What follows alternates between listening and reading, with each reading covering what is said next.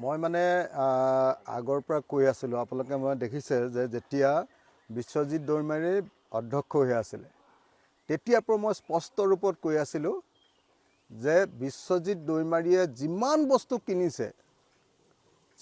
বস্তু কিনিছে সববিলাক কমিশ্যনৰ অংকত। তেওঁৰ মন্ত্ৰী হ'বৰ মন আছিলে বিশ্বজিৎ দৈমাৰী, মন্ত্ৰী নাপাতি তেওঁক স্পীকাৰ পাতি দিলে, তেওঁ অসন্তুষ্ট। গতিকে অন্নবৰতে তেওঁ মই স্পীকাৰৰ পৰা ওলাই দিম নামি দিম বুলি কৈ তেওঁ ব্লেকমেইল কৰে আৰু পুৰা বিধানসভাৰ টকাত তেওঁ মানে নিজৰ ঘৰৰ পইচাৰ নিচিনা খৰচ কৰে।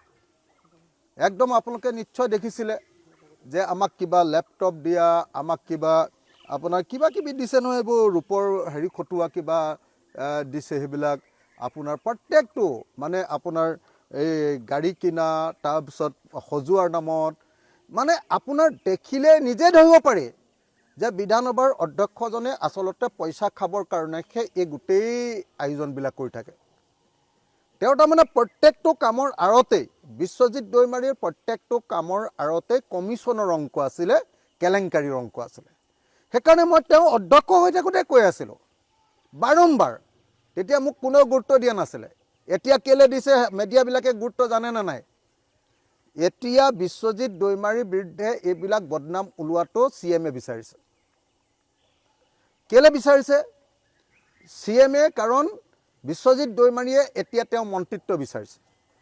CMৰ বিশ্বজিৎ দৈমাৰীক মন্ত্ৰী দিবলৈ মন নাই। মন্ত্ৰী দিবলৈ মন নাই কাৰণে ৰঞ্জিত দাসৰ জৰিয়তে খুব সুপৰিকল্পিতভাৱে এতিয়া তেওঁৰ কেলেংকাৰীবিলাক উলিয়াই দিছে। সদায় এনেকুৱা পাৱাৰ চেঞ্জ হোৱাৰ সময়ত সদায় এনেকুৱা ধৰণৰ ঘটনাবিলাক ঘটে।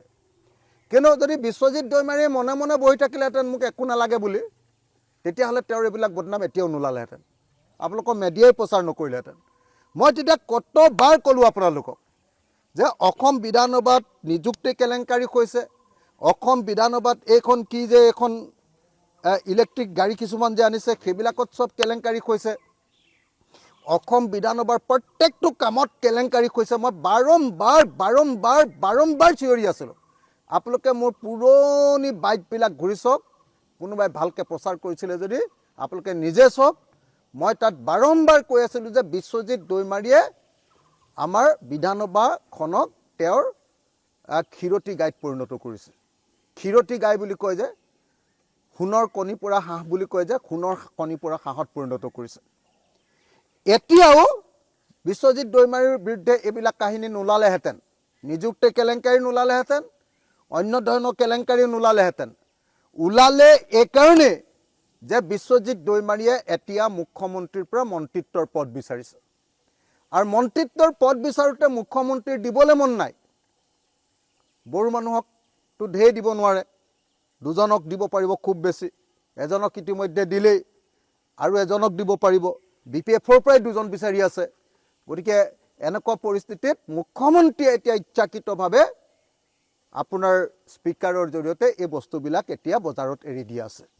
কিন্তু কথাখিনি একদম সত্য, 100% সত্য যে বিশ্বজিৎ দৈমাৰীৰ দিনত আমাৰ বিধানসভাখন তেওঁ নিজৰ সোণৰ কণী পৰা হাঁহত পৰিণত কৰিছিল।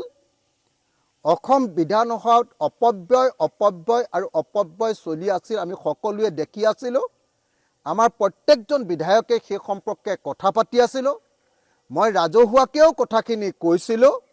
মোক আনকি কোনোবাই আপোনাৰ হেৰিও দিছিলে বিধানসভাত উত্থাপন কৰিবলৈ, ডকুমেণ্টটো দিছিলে।